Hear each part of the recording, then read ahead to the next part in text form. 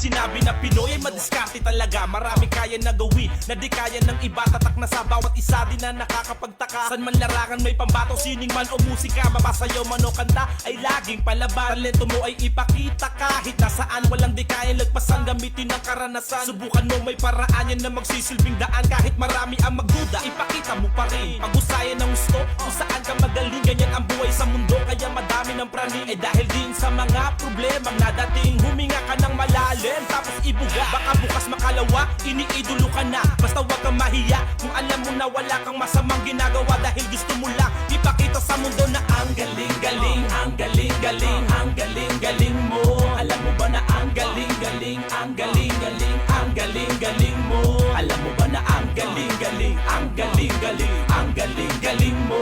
Alam mo ba na ang galing-galing, ang galing-galing, ang galing-galing mo. Gusto ko lang naman sabihin kung di mo pa nakuha ang pagiging magaling.